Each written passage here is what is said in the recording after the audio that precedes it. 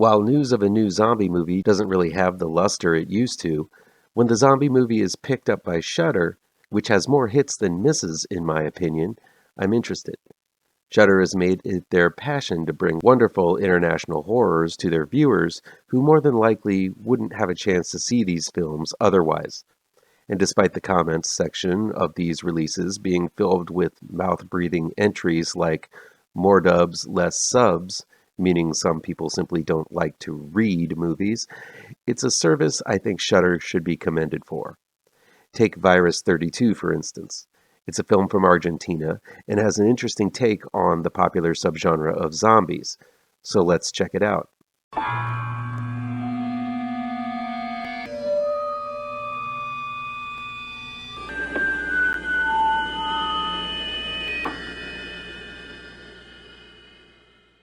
Welcome back to ML Miller Frights. I'm ML Miller. Before we begin, please do me a favor and punch that like button down below. Share this video with all of your social media addicted pals.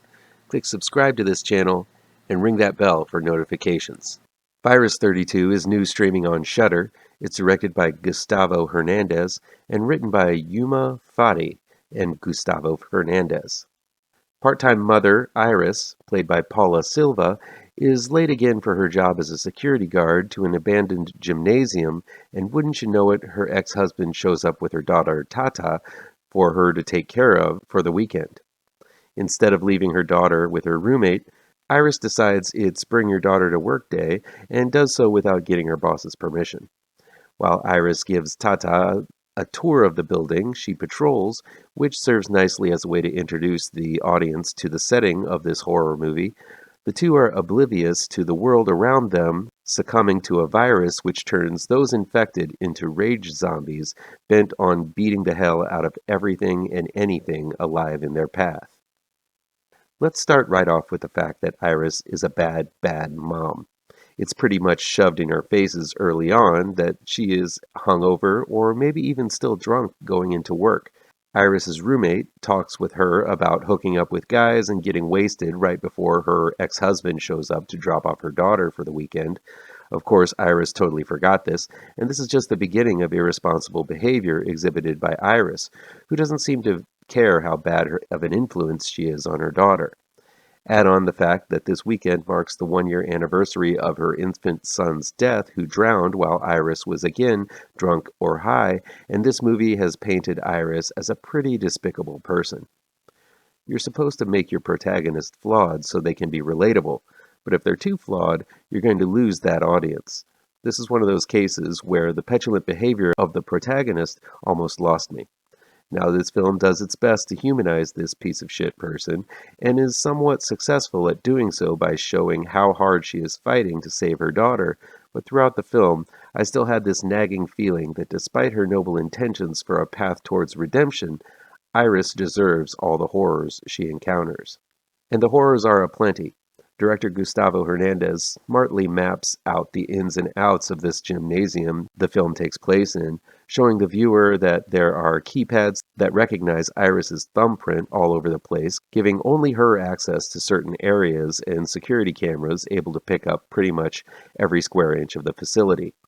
This being an abandoned facility, it's unclear why such state-of-the-art surveillance and security is necessary, but hey, it gives our heroes a lot of room to have zombie adventures in. So let's not ask so many of those logic questions, okay? I enjoy this film quite a bit, though, mainly because of its hit-the-ground-running pace and wonderfully orchestrated moments of tension. There's a great sequence in an abandoned pool that plays out with toe-curling thrills. There are also quite a few moments where it really does seem that all is lost, yet the solution to the problem comes naturally because of the environment it's occurring in. There's also a scene involving a baby and one of the infected that is as nerve-shredding as it gets. That said, there are a whole lot of moments of coincidence, contrivance, and just plain lazy writing going on. The big difference between these zombies and the ones we've seen before is that after killing something, these zombies go into a zoned-out state for 32 seconds, hence the name, VIRUS-32. Now, this is interesting, though there's no real reasoning behind it. It would be cool if the zombies were somehow witnessing the passing of a person and transfixed by the soul leaving the body, but this is simply my speculation.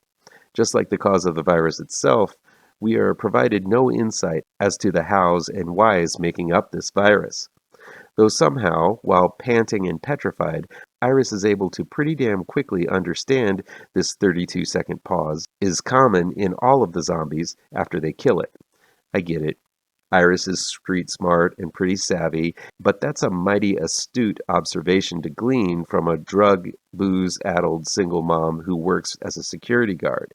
Even after this understanding, director Gustavo Hernandez betrays his own rules by having the zombie simply beat a key cast member bloody and then slip into that 32-second trance late in the film, and the cast member doesn't die.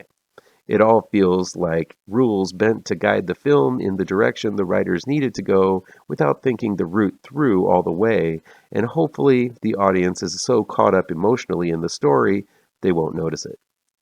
That said, I did feel for Iris's plight. Paula Silva is a charismatic actress, which is the main reason why I was able to look past her role as a neglectful mother and hope that a life with her child is better than a life with drooling zombies. There is a moral core to this film. Iris does indeed suffer physically and emotionally for her past sins, and it ends up being a worthy trip to take.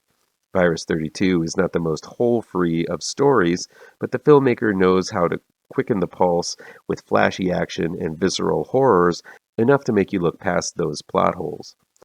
VIRUS-32 is a high-caliber zombie film, sometimes a little too reminiscent of 28 Days Later.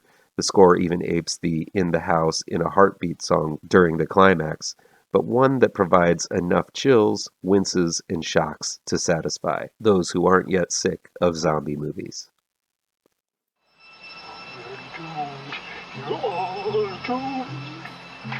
You're doomed